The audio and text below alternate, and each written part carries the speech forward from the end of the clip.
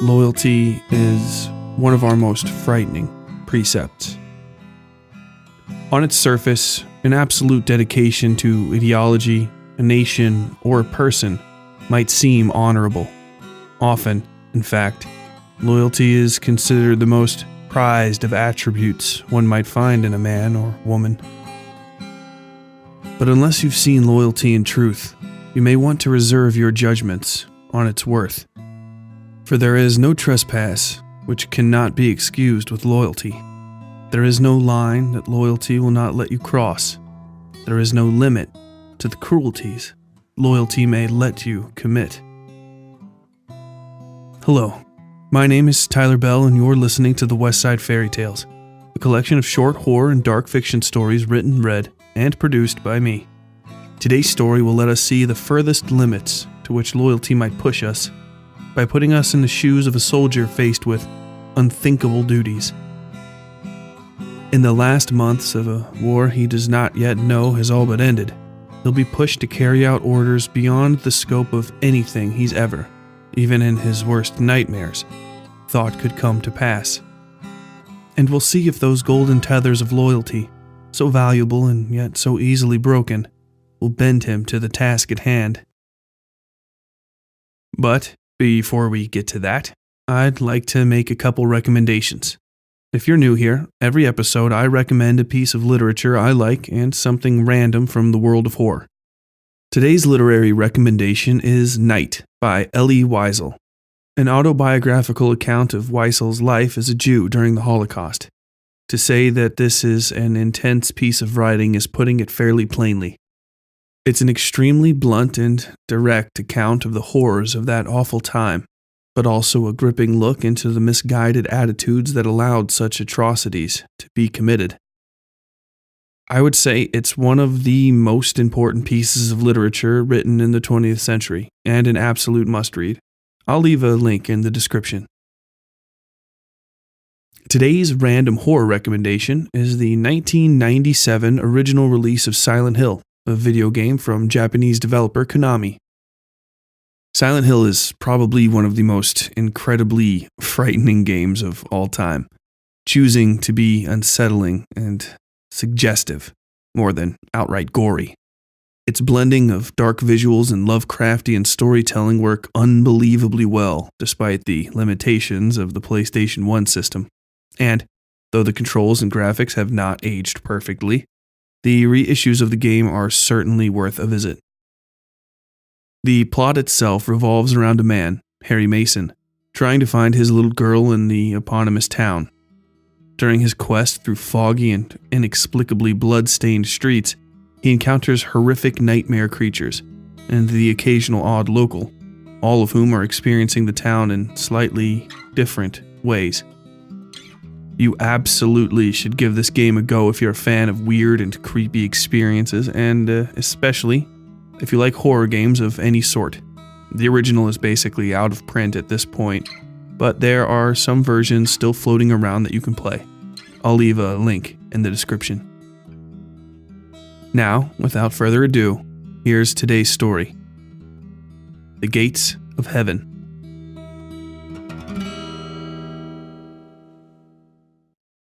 They ask me who I am. They tell me who I am. They say I'm a hero. Being a hero is not something I aspired to. Like most good things, it was foisted upon me, heaved onto my shoulders so that I could carry the title around from place to place. Weighs on you, such a title. I woke up to it, out of a darkness more deep than you can imagine. I followed then into a darkness like none I had experienced since, which, of course, is why I'm here. But before that came to me there was the darkness, a thick and clotted thing, like shaken cream.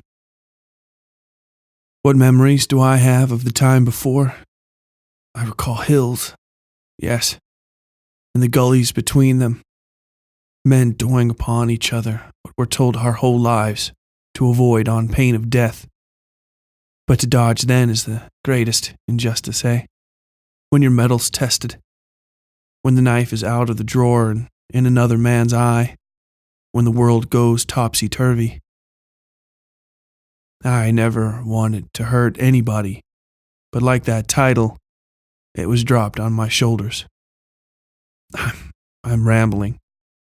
I know what you want to hear. I know why I'm sitting here, what you expect of me. Many of the others, they've been a surprise to me. Some of them I never thought would talk, and in your language, much less. And here they are, chattering like magpies. Soldiers like to talk, though. You may not know it from looking at them. Rough sort, soldiers. But they like to talk.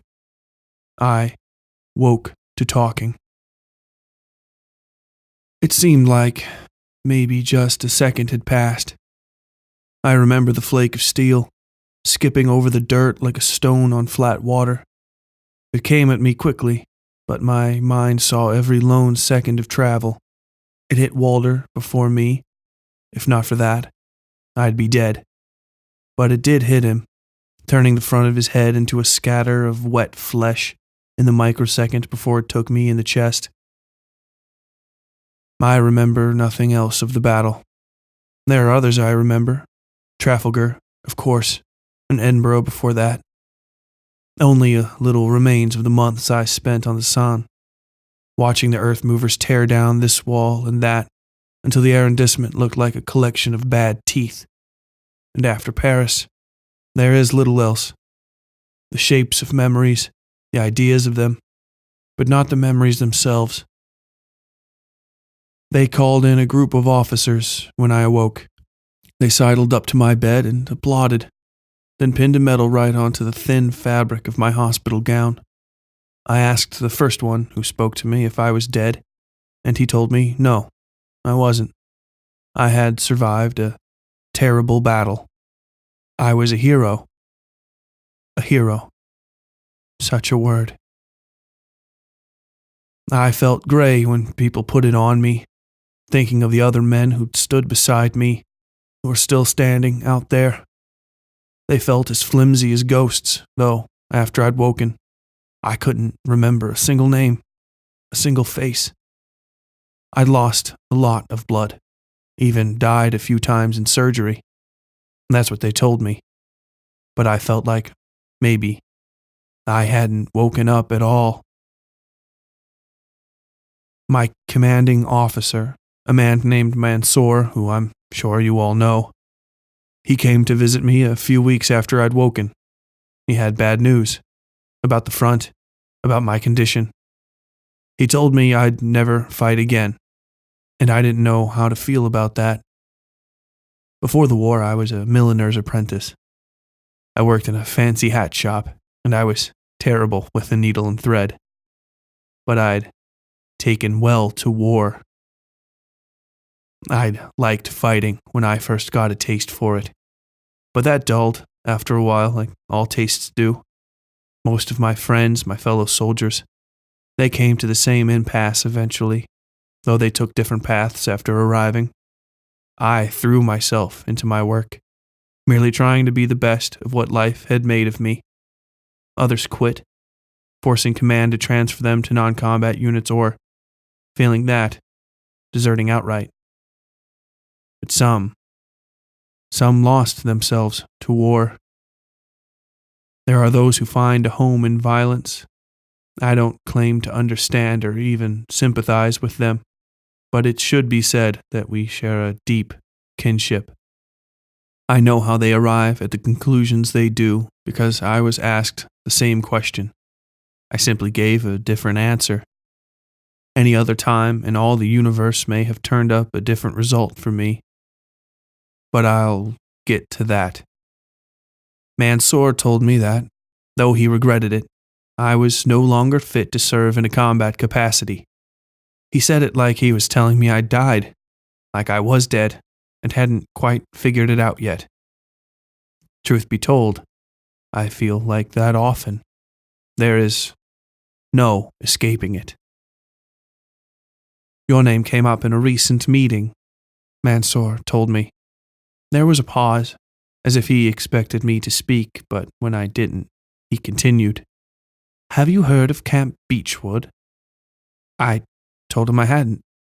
Strange to say now, given this inquiry, but most hadn't heard of it then, and I hadn't. There's a detachment there, overseeing a prison camp, political prisoners, seditionists, rabble. You are to be transferred to an advisory role there, directly beneath the camp commandant. Mansour had a father's face, lined from constant worry, but with kind eyes. Those eyes he turned on me then, and I saw hesitation in them. "Sir?" I asked. "Yes," he said, as though to himself. "You won't be responsible, really, for any of the goings-on in the camp. Men have heard what you've done throughout the Empire and further. You'll be more of a, well," he laughed, "a mascot, I'd guess you'd say." "Aye, sir," I said, nodding. I had no idea what he meant. He told me, of course, going into great detail about my duties and what would be expected of me. He could have told me I was going to put on ladies' undergarments and shovel shit from the latrines, and I would have given him the same answer. Shadows of men passed by the faded blue curtain that sequestered my quarters. Just a bed and a table, really, from the ward proper. It was the third ward I'd been moved to since waking, and the smallest, fitting just 30 beds. It had been a high school once, this place, but those days were long gone. Years of fighting had left holes in every wall. Most leaked cold air, promising a harshness to the approaching winter. In certain places, you could see 500 meters clear from the back wall to the front door. "The man you'll be working for, Brindle," Mansour said. "He's a premier conscript, a ranking party member, commissioned due to the necessities of the war." "I'm familiar, sir." "Yes, well." Mansour cleared his throat. "He's a dedicated man, absolutely loyal." The look Mansour gave me told me all I needed to know. This man, Brindle, was not the type to relax around. But I didn't relax, so there would be no problem. "Understood, sir," I said. "You'll no longer be under my command," Mansour said. "There's still a war to fight. I would take you with me. God knows I've tried to arrange for you to return to the front, even if only as a cartographer, but..." Mansour straightened up and looked around the room. "Your story has captured hearts and minds. In this beleaguered country, you can't be risked. Those are orders from the man himself." Mansour leveled his eyes one last time, putting on his uniform cap and adjusting it with both hands. The gesture seemed involuntary. "Stay the course, son," he said. "That's all I can leave you with." 12 days later, I hobbled through the gates of Camp Beechwood. They were simple wood and steel constructions, cheap looking, if anything, though I didn't expect much from a prison camp. Fortifications on the front were built into the heart of the very earth, sometimes even 6 or 7 floors deep. The place before me seemed temporary, an afterthought. A boy in a man's uniform picked me up. He gave his name as Private Arnold, and his age as 16. We had begun allowing children into the ranks at that point, though, thankfully, only in rearguard roles. The enemy, if you'll excuse me, had begun the practice first as a necessity, and I'd always found it barbaric. But here I was, finding out my own too could stoop to such barbarisms. Arnold carried himself well for a child. His every moment seemed curbed to a cadence, as though he were always hearing a march called in his head. When I asked him questions, no matter how trivial, I saw in the space behind his eyes that he was considering not the answer, but how to present the answer professionally. He strived ever to be the good soldier. He told me more about myself and the drive from the airport and passing than I already knew. In just a few short months, my entire life had become a household item, cleaned and clarified and retold, until it sounded like the life of another man. A better, more courageous man than I'd ever been, for sure. It hurt to see the zeal that burned in young Arnold's eyes when he spoke to me. I was something he wanted to become, warts and all. He knew how badly I'd been hurt. The whole of the Empire did, apparently. Despite that, he still wanted to follow the exact path I'd followed. Infantry service and a spot in a front-line trench. I didn't bother trying to dissuade him. If what I'd heard about the conditions along the front were true, it would find him soon enough. Thunder rocked the ground beneath our vehicle. I gripped the door and looked around for some sign of explosives, witchcraft, whatever, and found nothing but a large cloud of dust growing beyond the far end of the fence to our left. It grew in time with the thunder, and in seconds I could make out shapes of thousands of gaunt men and women in shabby gray prison uniforms, sprinting in file like cadets. "What the hell?" I asked. "The daily run, sir," Arnold said. He gave something of a warm grin and turned back to the dust cloud. I could now see the wide, grassless rut running along the perimeter fence like a moat. Military logic might suggest the strip of brown earth was the same no-man's land riddled with mines that surrounded every base. But this was a prison camp, I reminded myself. The formation of prisoners passed our vehicle, not a single head daring turn as they moved. Guards in the towers along the perimeter fence tracked the formation with their rifles, eyes on scopes and fingers on triggers. The crowd passed beneath 100 watchful glass eyes and then out of view. I followed the trail of dust with my eyes, watching it fall to ruin beneath itself, as though it never was. In the distance I could hear them, still pounding the earth.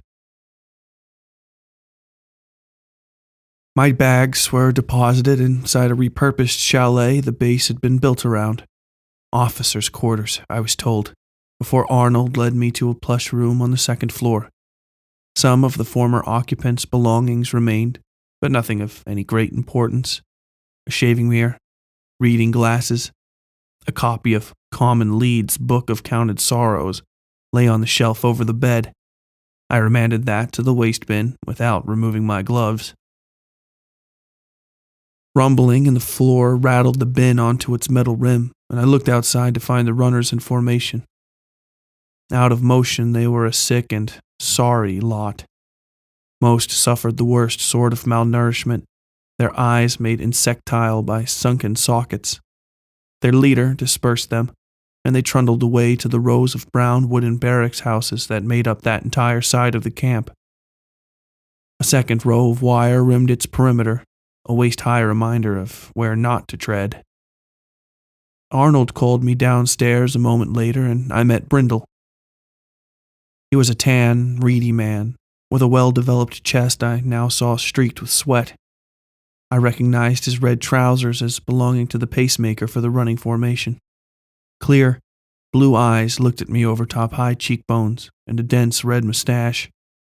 He smiled and outstretched his hands, introducing himself as Marcus. I've seen considerable propaganda in the years since the war ended. Brindle was not featured in most of it, but some, yes. And I feel I must say that I find it a strange bit of social psychology that artists and writers depict him now as a sallow and bug-eyed individual, a gaunt madman of distorted, inhuman proportions, as if to somehow discredit him by mockery of a false physique. Reality held him as a specimen of a man, hardy, well-formed. Though it may not be my place to say, I must remark that I find it odd how quick your survivors are to paint him as some sort of spiritual invalid, a creature broken from birth and further deformed by a life lived in support of an ugly cause. I won't stray you from your opinions of Brindle, you have every right to them, but there is a narrative put in place that suggests a man like Brindle is born, and not made, and I have never seen evidence of that. In my time on the battlefield or since, not once, not ever. Brindle took me on an uneventful tour of the facilities. Conditions were poor, but I had little context with which to judge. War had waged, in some form or another, for going on 10 years. Many of our neighbors had grown fat selling corn to our fieldless farmers in that time. A friend of mine once remarked that he'd have been able to retire if he'd manned his farm a year longer into the war and held on to just half of what he'd grown for a year after that. We avoided the barracks. The stench of the place fouled the air, more so even than the row of enlisted latrines at the far end of the base. Brindle made offhanded remarks about the prisoners' foppish natures and how they responded poorly to responsibility and worse to any sort of work. That, he added, was why he ran them every afternoon, to keep them invigorated. Brindle was a stern proponent of physical betterment. I could spend an hour listing the physical feats he'd aspired to in the time before his military service. He was a special conscript, as I'd said, and he'd worn a dozen uniforms before this last. As a footballer, a mountain climber. He even did the continental sprint on a refitted 10-speed as a bet. He liked to show off the scar a snapped chain had left on his leg. We finished the day at dinner with the other officers, nondescript men of little note, in the dining room of the chalet. There was also a large fireplace which provided the only light. Electrical lights turned out at dusk, as a precaution against air raids. One of the prisoners, a boy of maybe 12, served us. He wore his prison uniform, though it was far cleaner than the others I'd seen. Brenda would later tell me he kept this boy and a few others in the house for just such work. Serving was beneath the duties of foot soldiers, and the older prisoners couldn't be trusted. They were all degenerates, he said, though their worst vices didn't appear until after puberty. Despite his clean clothes, the boy looked haggard. His face had that ubiquitous sunken appearance, and his blue eyes a pale cast more befitting a corpse. He dropped a cup onto the table in a slow sort of dance. There was no movement of imbalance or clumsiness on his part. His slender wrist simply gave under the weight of the filled ceramic, and the heavy thing clattered to the table. It didn't even spill, merely dropped flat onto its bottom. The closest officer inspected his sleeve, saw nothing, and returned his attention to Brindle's story of how the chain had broken and cut his leg. But Brindle had stopped talking to look at the boy. He sighed and stood, and the boy quickly turned to leave. As I was saying, Brindle continued, unstrapping his belt and pushing the boy down onto the ground with his foot. The boy crumpled onto his knees as the first lash smacked over his shoulders. He whimpered, but did not cry out. I was near the back of the pack, ill-prepared and utterly without a chance of winning. Some of the other officers flinched in time with the strokes, but none of them interrupted their meals to intercede or even comment on the matter. I followed suit. But there was this native francophone who'd given me this look, when I was stopped in Ardennes at the end of the last leg. He struck the boy over his legs and buttocks with his foot planted square between the boy's shoulder blades. The child's fists were clenched into tiny, pale balls. I don't know if it was a slight, but I took it as one. He had this air about him that I just despised, so I endeavored to beat him, pushing myself up this mountain with everything I had. He finished on the boy after 10 strokes, then tapped him on the hip and gestured for him to run off to the kitchen. The boy did, not daring to wipe the tears off his face until he was well out of sight. But I got too ahead of myself, Brindle said. His breath was only slightly raised from the beating he'd administered. The bike couldn't handle all my effort and the chain snapped, with a sound like you'd never heard. It sort of flipped back to wrap around my leg. and it was actually the downstroke of my right foot that pulled the chain down through my skin. The cut was really quite terrible. He made to lift his leg onto the table, and then smiled and put it down. I won't put you off your dinners. I had drinks with him in his rooms later and managed to ask him about the incident with the boy. Brindle nodded sagely and spoke. That one's name is Burgess, he said. His father's one of what you might call the head prisoners in camp. In charge of nothing but hearts and minds, of course. I think he might be planning a rebellion. They do that, you know. Plan rebellions, and coups, and takeovers. But all of his planning now must contend with the presence of his son in my quarters, and all the other boys down there are held for similar reasons. But why lash him so violently? I asked. Did it put you off? He asked. I shrugged, and seeing his look, nodded. As it should. Savagery isn't meant to be pleasant. I think a man who finds it so mustn't be much of a man at all. I've never known war like you, and you've never known war like me. At the front, you have a way of doing things that doesn't fit here. I've had men brought here who approach violence in a way I find distasteful, if only because they developed their tastes under a different command. He cleared his throat and looked at me. It must be said that I mean no disrespect to our men on the front lines, he said. But I believe even a hero, such as yourself, understands that what happens there must absolutely be left there, lest it spread like a cancer through everything.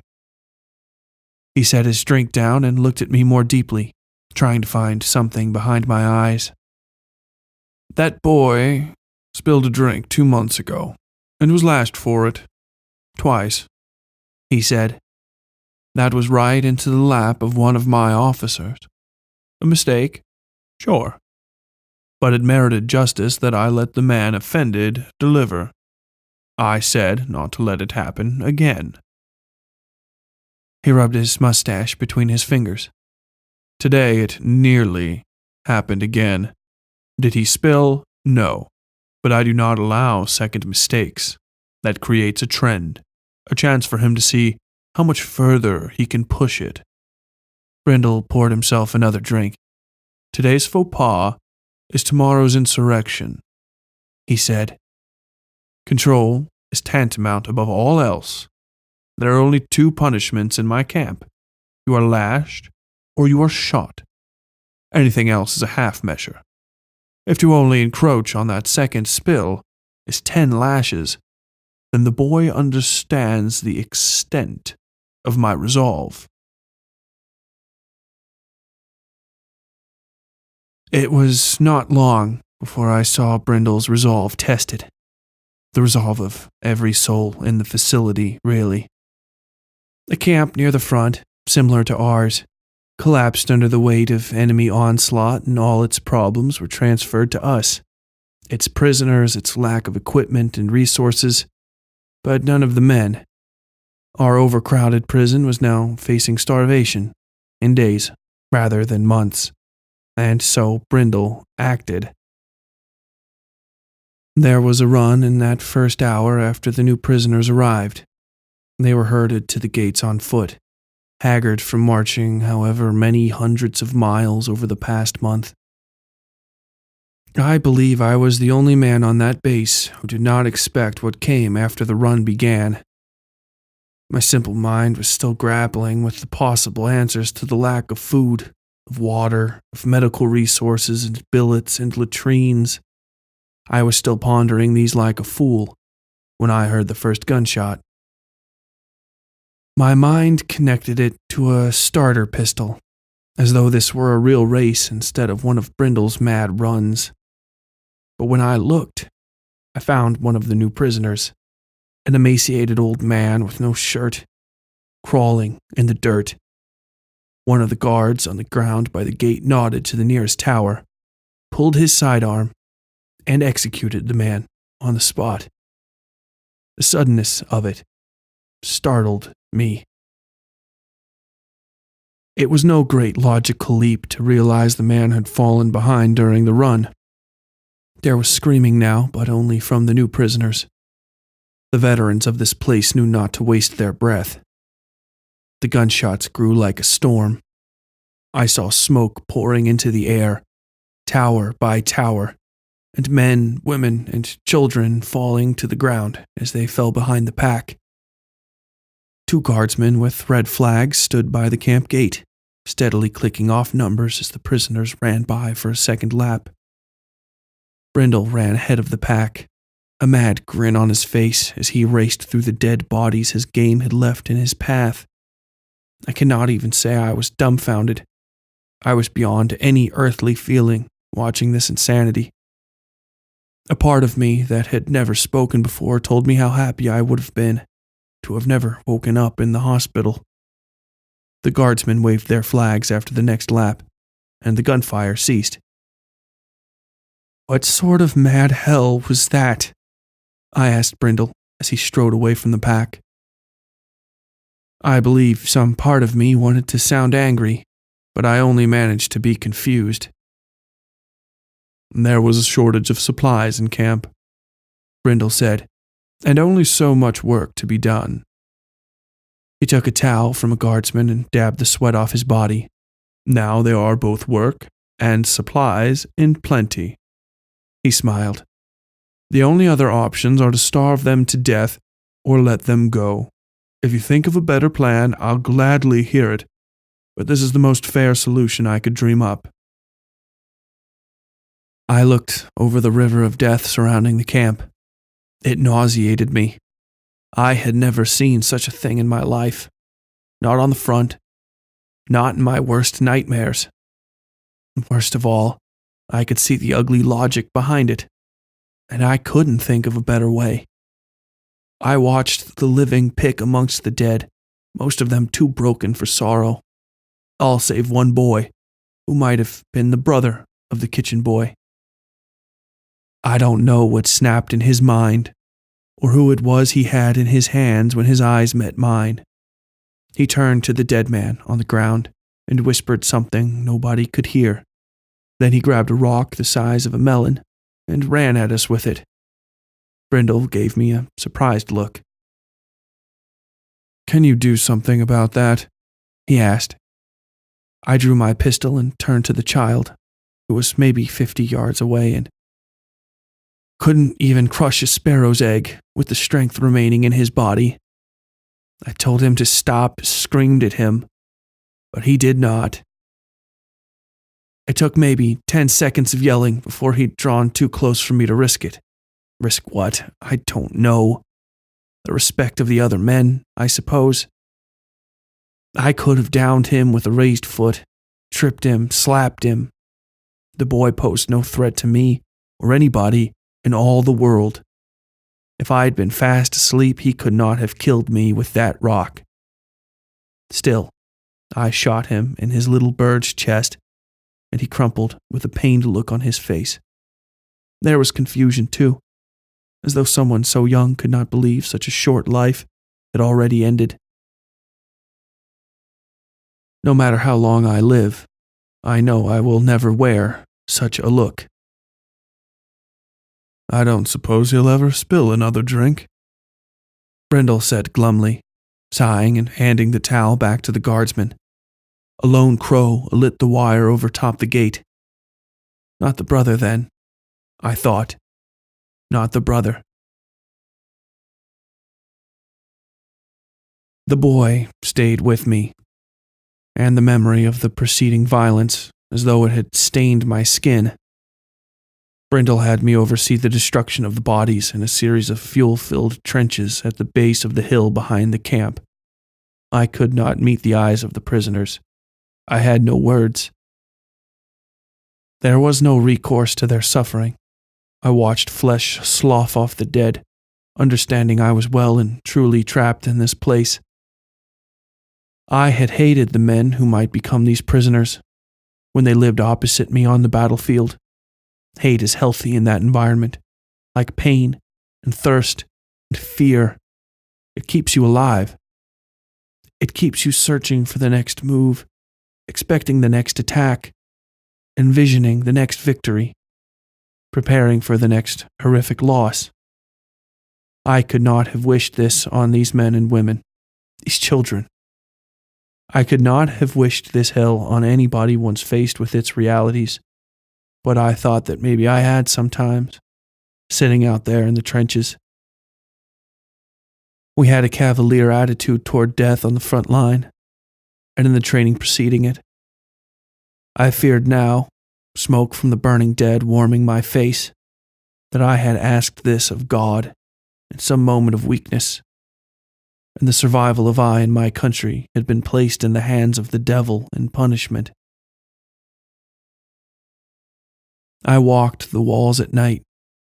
Volunteering for the night shift was an easy solution to having to suffer the pained faces of the prisoners during the day. At night, I was a shadow amongst shadows, free in a place without freedom, permitted to walk wherever.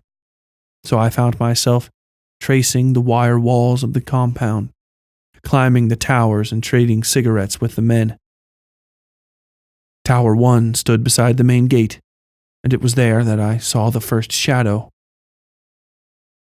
"We've been having problems with these crows," said the private on duty. His name escapes me. He'd been pointing to where the birds liked to sit on the wire. The posts beside the gate were old, and would sag from the weight of the birds during the day, but my eyes were on the grounds. Something moved down there, in the center road that divided the general quarters from the prison barracks. The private stopped talking as I turned my attention away from him. The shape seemed to be a small boy in silhouette, standing with his arms slack at his side. He was barely visible, but I could see from his posture that he was looking at me.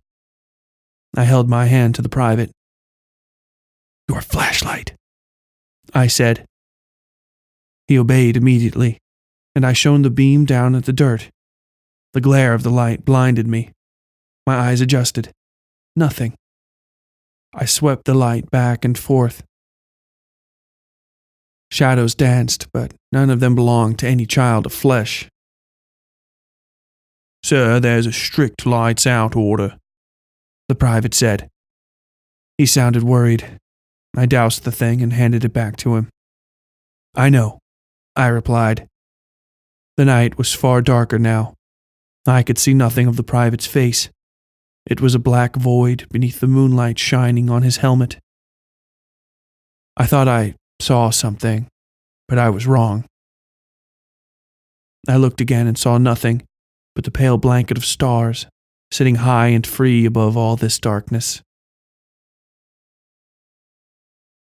Trucks came and went in the waking hours of the world, dropping load after load of new prisoners at our gate.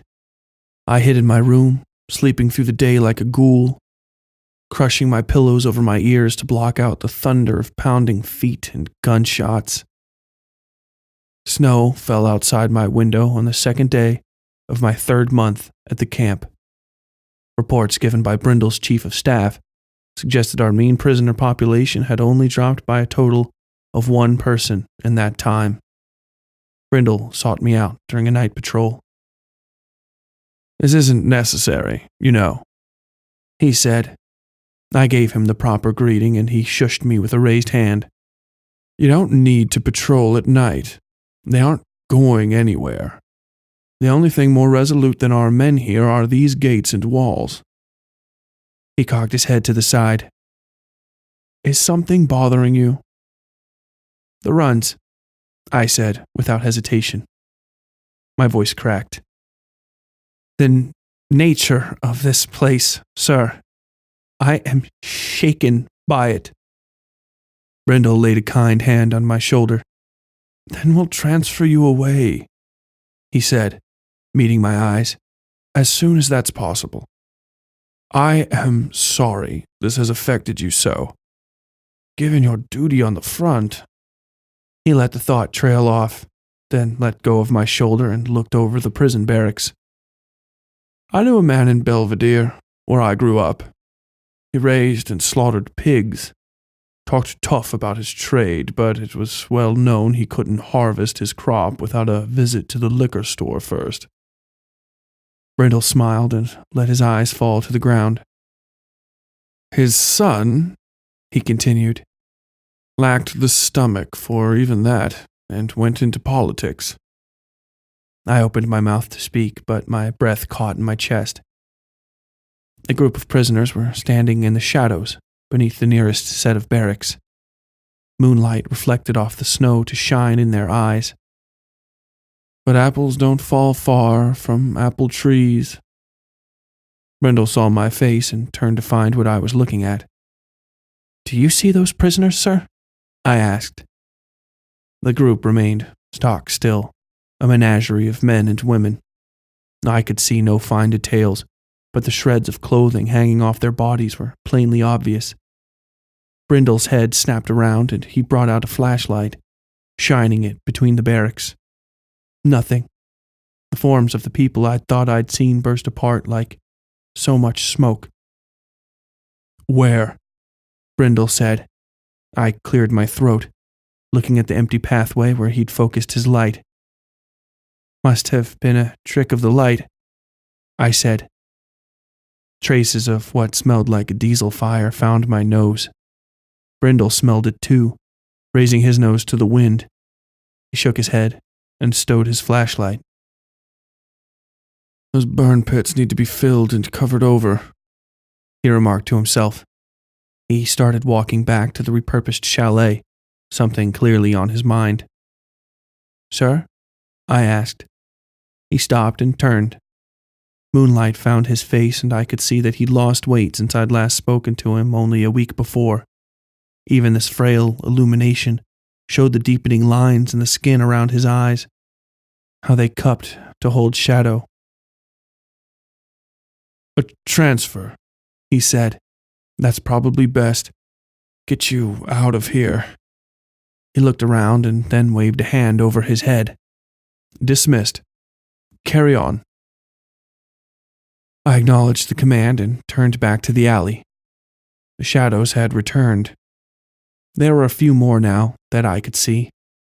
I wanted to turn back to Brindle to ask him not to leave me alone, but that would have been foolish. These were hallucinations, of course.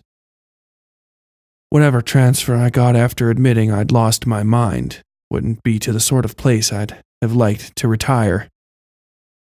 The shadows did nothing to menace me, simply stood and held me in their regard. In the distance I could hear the sound of crows telling each other riddles. I whispered under my breath, to them as much as to myself, that they did not exist. They didn't react to the assertion. I took several steps backward, not wanting to take my eyes off the things, but desperately wanting to be quit of them. A wash of cold like falling into ice water came over me, a feeling so extreme I gasped. I backpedaled to get away from it, and darkness blinded me.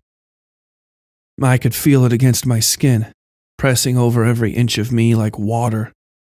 I fell then, the strength fleeing my legs as though I'd run 1,000 miles.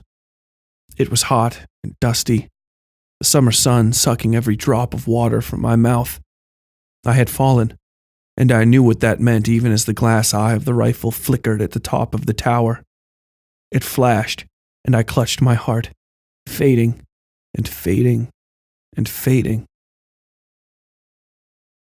I gasped and rolled to my feet, swinging my arms wildly at shapes I couldn't see. There were dozens of them here, hundreds, thousands. I felt a rattling in my chest, the thunder of footfalls and gunshots. Then I was alone, standing like an idiot, crouched over with my hands flailing wildly into the empty night.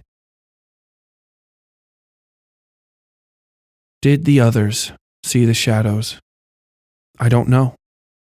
I think it's not a thing for me to know, nor is it particularly cogent to this confession.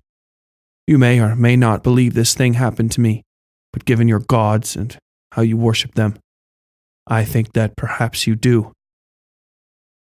Perhaps you know better what happened to me than I do. perhaps. Days later, the first convoy of trucks, soldiers instead of prisoners, came to the camp. The lieutenant in charge of them spoke nervously, his uniform almost completely unpresentable. Brindle met them at the gate around midnight, shortly after they arrived. He offered the lieutenant what lodging we could afford, but the man didn't seem to want to linger. He nervously eyed the dozens of crows resting atop the front gate. The lieutenant settled on fuel and food, and they left within the hour. Rumors spread around the camp after that. The front had moved closer, too close for comfort. The prisoners seemed more energetic and gave us daring glances where once they would have only dropped their eyes. Brindle confirmed my suspicions a few days later. The war was ending, and unfavorably for our lot. "There is a full retreat in effect," he said, looking out over the camp. The daily runs had continued unabated. They still woke me, though now I sometimes woke to a room cluttered with the shadows of men. I ignored them and slept. Tried to sleep. "We will be receiving orders from somebody soon, I think." He cleared his throat and paced. He'd found me again near the barracks. "It has been some time since orders on the radio came from the same voice twice. This is not good." He smiled and put his hand on my shoulder. Desperation shone in his eyes. His face was wan and sallow, almost entirely devoid of fat. In a few more weeks he might look no different than the prisoners. Perhaps if he skipped bathing for a day or let his uniform fall even slightly out of repair, he would. "We must carry on," he said, nodding. He seemed to see something over my shoulder and frowned. Then he turned and left quickly. We received the order to liquidate the camp a week after that. The voice on the radio told Brindle he would receive no new orders via radio, and that he should march his troops north after he finished. I and the other officers had sat in the back of the office as he received the order, the final order from High Command. I hadn't been awake during the day in some time now, and I found the lighted world a strange and alien place. The men, all the men on the base, seemed tired and hollowed out. Suspicious eyes glared beneath every helmet. The prisoners watched us from the spaces between their barracks, anxiously awaiting what we would do now that we knew we'd lost the war. Do they know we have lost? I wondered. Reports showed that several men, nearly half our number, had fled or otherwise deserted in the night over the past several weeks. Had I seen them go? Perhaps. I was, after all, the ranking officer on patrol every night. But I saw many things in the dark by then, and I didn't have time for all of them. Even now, I only had eyes for the tens of thousands of crows resting on the wire walls of the camp. Wires had snapped in several places, and I could see support poles sagging here and there. The prisoners and the men eyed the gaps in the fence nervously. Brindle appeared outside around noon, shirtless, body steaming as though he'd just stepped out of a hot shower. His eyes were round and empty, almost perfectly mad, as the smile splitting the lower half of his face. "Prepare for a run," he said. The men assembled the prisoners and Brindle addressed them through a bullhorn. "There will be a final run today, to test the vigor of you remaining prisoners. This camp is to be liquidated along with all assets as of sundown today. Following this, all personnel will march north for rendezvous with a larger unit near the capital." The prisoners and the men exchanged glances. The short speech left much for interpretation, said much of what we had all been thinking for months now. The war was over, for me and mine, but we would not release our grip on the prisoners. Our mission died, only with us. Until then, our orders stood. Death, in a word. Any prisoner who falls behind in this run will be deemed unfit for the journey, Brindle said. I need not express what that might mean for you. Further, anyone who can pass me before the end of 4 laps will be given leave to go. Many of the men cleared their throats and exchanged glances. Brindle turned to them. No matter the outcomes of this exercise, all gathered personnel will obey that order. His eyes fell on me and he repeated himself. No matter the outcomes. Brindle motioned for me to walk along with him to the gates. I had not set foot beyond them since my transfer. The air smelled cleaner here, though you couldn't avoid the stench of the burn pits. It was only in the coming months that I found the smell had seeped into my skin. Brindle took a rifle from the gate guard and pressed it into my hands. His eyes were like worn driftwood. If they get too close to me, you know what to do, he said. I nodded. He sighed. Spring is a long way off, and this winter was cold. But the capital will be beautiful this year. It's always beautiful after a hard winter. Sir? I asked. The gate guard stood silent beside us, face cloaked in shadow. My face would be like his, I knew, anonymous but for the shadow of my helmet. A figure only passingly human for its shape, but as ageless and unknowable as the sea itself. A soldier in form. Brindle put his hand on my shoulder and squeezed. I'll return to you shortly, he said with a smile. Then he left to lead the formation. He raised his hand, and they were off, thundering past me. In seconds they were past the edge of the camp and gone from sight. I watched the noise of their motion as they passed through the cloud of black smoke that marked the burn pits. The weight of the air they pushed aside blew it to pieces. They brought the stench of that place with them as they began the second lap. Brindle had pulled out ahead of the group, with a lone boy following close behind him. The others kept with the pack, none having fallen behind, even though their faces strained with the effort of keeping pace. Black mud stained their feet and legs, and it seemed a cloud of crematory smoke had followed them from the burn pits. Brindle's eyes met mine only briefly. I don't know what I saw in there, in truth. A mixture of madness and sorrow and fear, I think. Hope as well.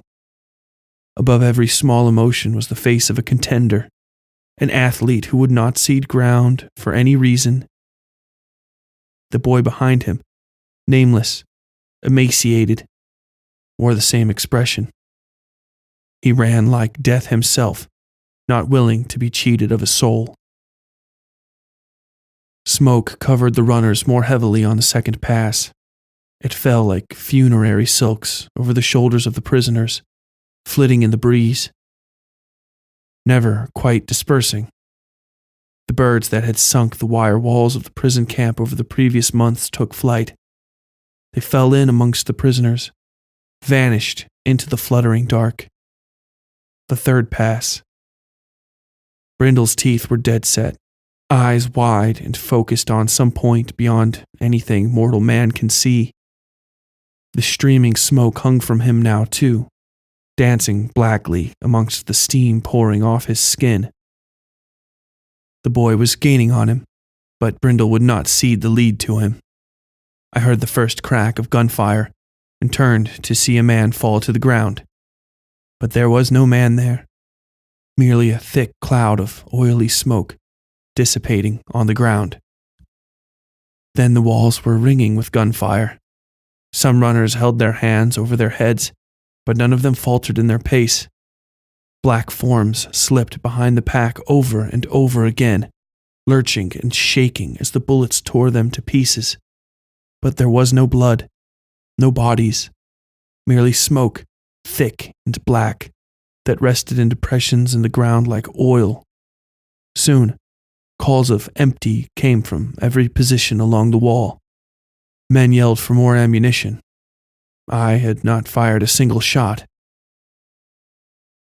I thought that perhaps I should, but I did not, and I do not know why. I could see the boy's fingers nearly brushing Brindle's trousers on the fourth pass.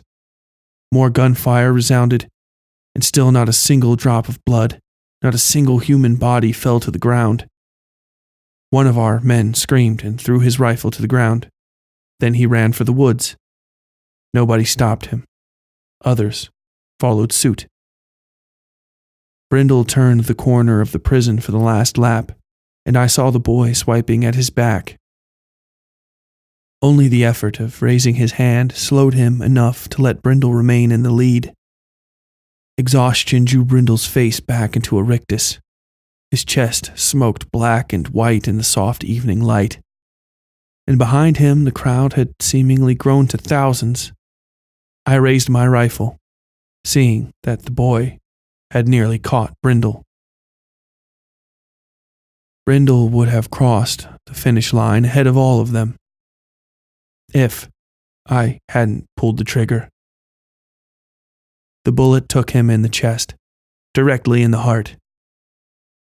For a moment he hung in exhilaration, face soft and wondrous, eyes heavenward beneath outstretched arms. Then the boy's hand met his back and he fell, face down, into the snow. The boy ran past him only a few more steps and then raised his hands to the sky, screaming with fists raised. Tears blotted his eyes. A similar exultation passed through the crowd, and I saw the great columns of black smoke over the burn pits bow earthward. They prostrated themselves over the camp, touching their hazy heads to the main gate, where I stood just yards away from Brindle's corpse. Figures formed in that haze and then blew forward, tearing over me like the explosion that had buried a flake of steel 3 inches into my chest. I covered my eyes and leaned into it to keep from falling.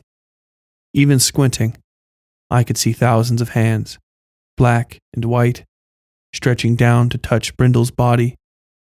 His skin blackened and cracked, and after a time the hands had passed, and there was nothing left of him. I stood alone in the black sludge the run had made of the space before the gate. A fog like might accompany a night of heavy drinking faded from my mind, and I could see I was almost completely alone.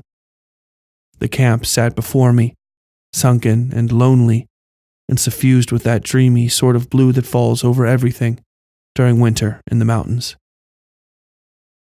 The soldiers had fled. Many of the barracks had fallen into ruin. Smoke no longer rose from the burn pits, though I could smell it. I will always be able to smell it. There was only the boy left beside me, and a woman I believe was his mother. The boy was nearly too weak to walk, bowed over and taking ragged breaths with his face to the ground. She rubbed his back gently and looked at me with a mix of confusion and disgust. Relief as well, the way any man or woman might look at a rampaging bear that has been shot so they might live. They recovered, and she led the boy away, but not before grabbing me roughly by the chin. I let this happen, would have let this happen even if I'd retained the strength to push her away. She pulled me down and kissed me gently on the cheek, then whispered a phrase in your language that I did not know at the time. Then they left, and I was alone. I sat 4 days outside the gates to the camp. I ate and drank nothing but clean snow I pulled from the trees. I slept beside the front gate, shivering myself to sleep and often hoping I would not wake. But wake I did. Your people found me on that 7th day. I stood like a man and surrendered my pistol to a sad-eyed corporal with a red mustache. He told me in no uncertain terms that his men didn't really understand they'd won the war until they'd seen my surrender, seen what was left of me. I expected they'd kill me. I was wrong. I expected they'd torture me. I was wrong. I expected they'd parade me, humiliate me, leave me to wither to nothing in a cell somewhere. I was wrong. I have lived in a series of comfortable prisons since, well fed and often given leave to walk the grounds.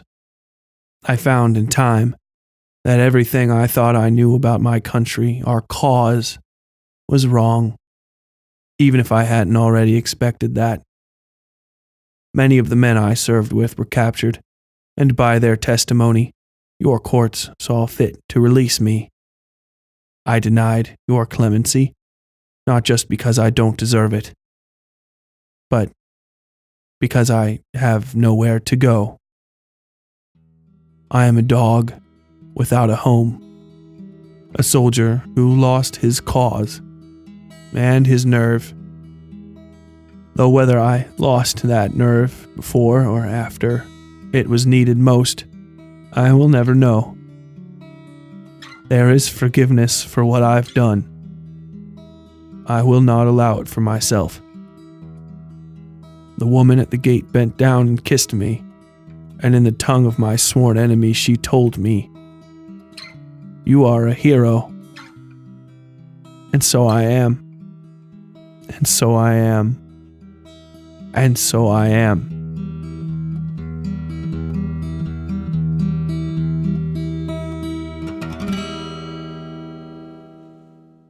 Well, that was Gates of Heaven. What do you think? Have you ever been stuck in a situation where you had to do the wrong thing for loyalty's sake? Have you ever committed atrocities in the name of some lofty ideal? Let me know in the Westside Fairytales discussion group, which we call the Westside Fairytales Horror and Lit Club on Facebook. We have a regular page there under Westside Fairytales, but the Horror and Lit Club is a great place to talk with other fans about the episodes, the recommendations, and even start up your own conversations about horror and writing and whatever else comes to mind.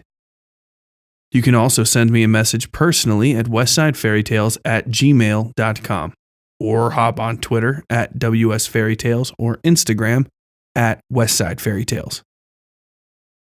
If you like the show, please take a minute to rate and review us on iTunes.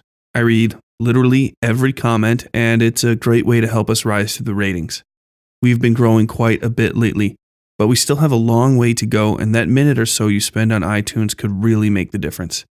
If you really like the show and just want to send us some cash, then hop on over to our Patreon at patreon.com/westsidefairytales.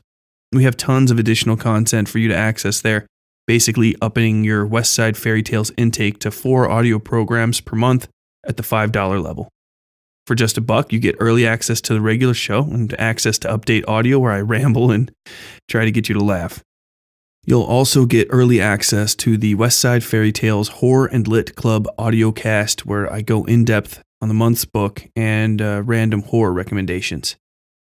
If you're feeling real dedicated, you can even jump up to $10 and get merch and super early access to raw versions of the show, which can be released up to 2 weeks before the regular episode drops. And there's tons more I haven't gone into. So go head on over to patreon.com/westsidefairytales and see what we've got in store for you today. Next month, we're going to bring you the first part of a massive 4-part story that might be one of the most lore-heavy in the Westside Fairytales. For those of you who've been paying attention, and those of you who've already dug through the Westside Fairytales back catalog looking for clues that connect the episodes, this is going to be where your diligence pays off. to a degree, at least. Though I already suspect that, by the end, you'll find yourself with more new questions than answers. All that aside, join me for the beginning of a story about a young person's journey across the United States and the odd souls she finds in her path, in part 1 of Tota Americana. And until then, as always, stay safe out there.